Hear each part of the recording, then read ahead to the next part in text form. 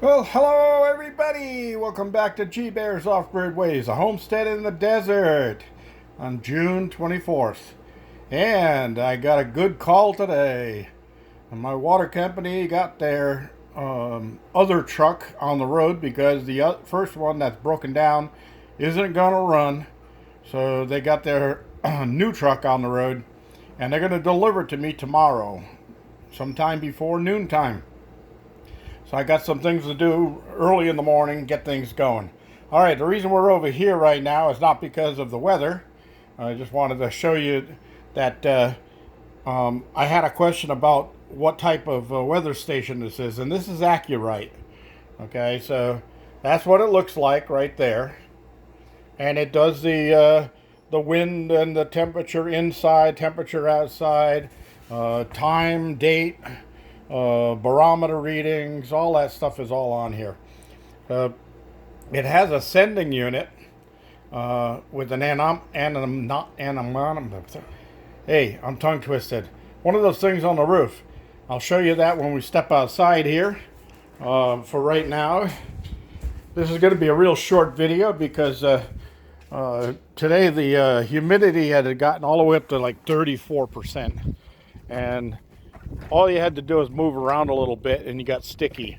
And it was all because of overcast like this. It's been like this all day long, all this overcast. And it didn't matter, I still had electricity to go. Everything was still charging just fine. But yeah, it was real sticky out here. And I spent a better part of the day in the outside mass shower there, getting wet, and then air drying, which only took a little while.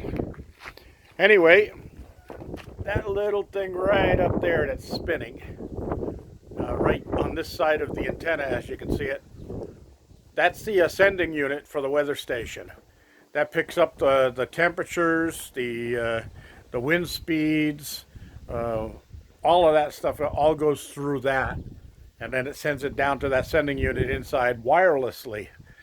So it's a pretty good little unit. I think my friend Bill gave me that as a housewarming or a cabin warming gift when I was first moving out here.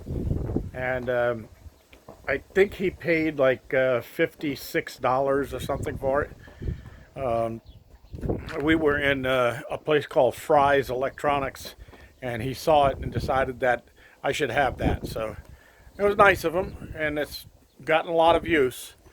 You can see there's a little bit of a wind blowing. The flag is doing its thing, and the PMA up there, the turbine, is doing its thing.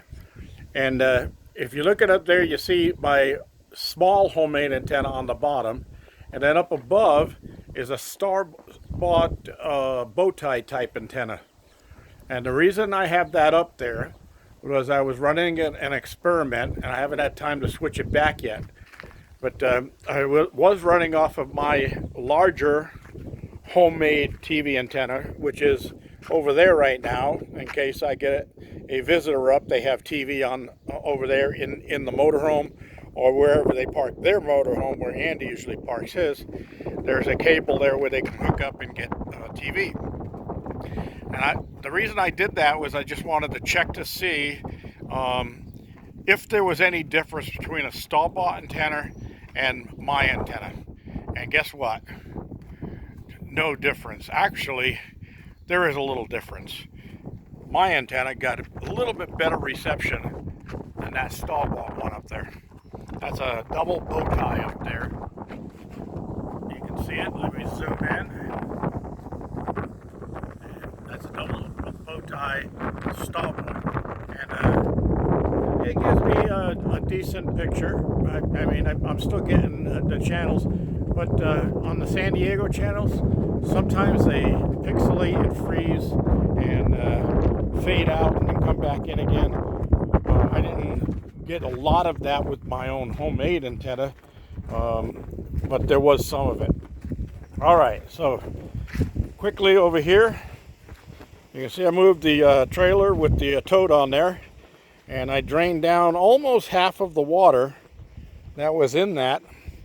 And that's going to go into that. Well, actually, that did go into the garden today, and I soaked everything down really, really well. So tomorrow I've got to actually get that tote off of there. So what I'm going to do is down here in my gray water pit, originally when I put the drain line that comes off of all of my plumbing in the cabin sticks out of the ground there, and it wanted to spring up a little bit. So I took two of the cinder block and I rested them on top of there to weight it down. So I'll be taking those out tomorrow morning and cleaning them off. And then I'll take two more block off of the compost pile over there, the ones on the top two corners, and that'll give me 4. And then if you remember in the when Pierre was here over the holidays last year, I gave him the old platform that I used to have my washer sitting on outside before I moved it inside and did the room addition.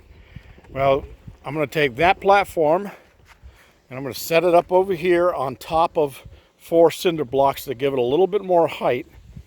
And then I'm going to drain that water off before I get over there, because I'm not going to move that thing as it is. There's probably 160 gallons in there, and 160 times 8.34 pounds.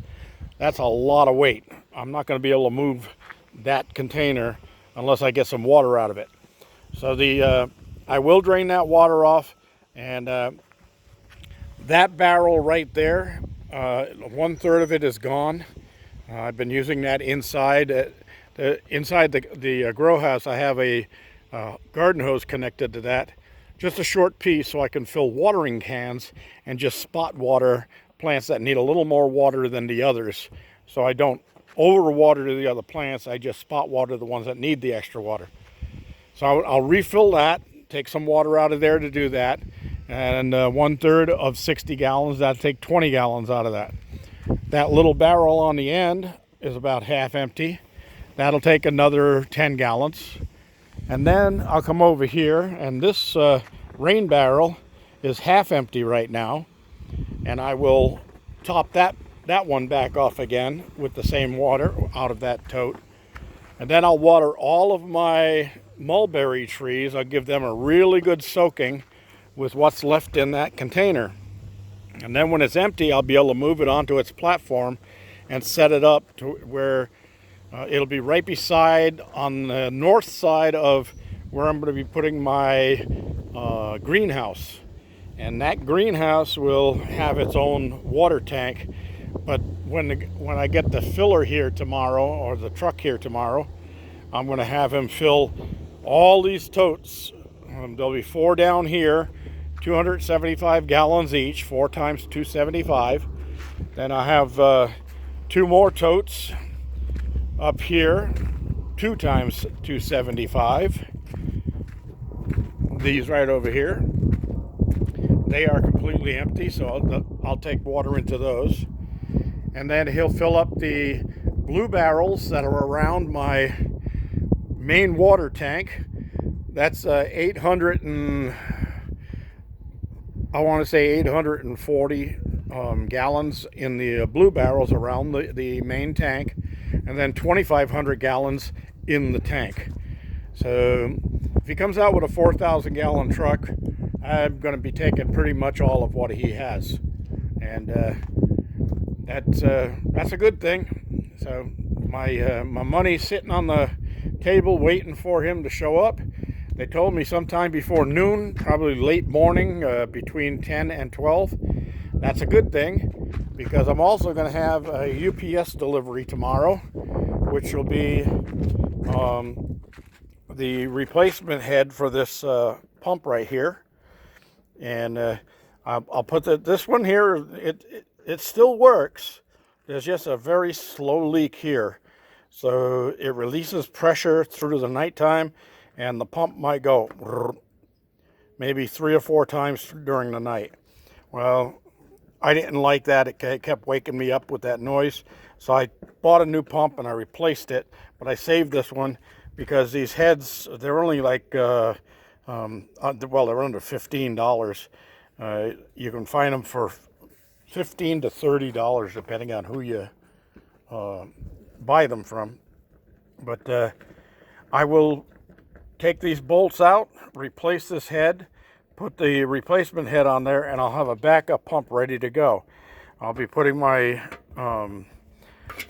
splitters here away tomorrow because I don't need those. Everything in my place is all connected already. And then I have to also down at my post office, in my post box, the bilge pumps that I ordered are in my mailbox. So I'll be getting those bilge pumps tomorrow, in first thing in the morning before all of this stuff happens. And then I made a UPS OK sign that's going to go down on my main gate down there.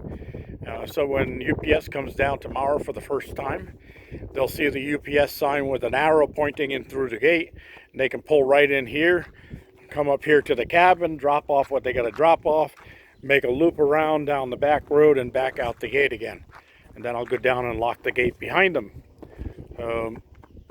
Everything's working out great. I appreciate all of the concern you people had about me getting water, but I'm a survivalist. Trust me, I would have made it anyway, even if I had to run into town every day, probably 20 miles round trip. There's a water machine. I can get 5 gallons of water for about $1.25. I could have done that. Just kept working off of 5 gallons a day. And I have a few 5-gallon containers I could have taken with me. Or I could have just taken my 80-gallon barrels that are in the van and go down there and go in and fill up 10 gallons at a time on containers, bring them outside, dump them into the blue barrels, and then haul all back at one time. I'll survive, everybody.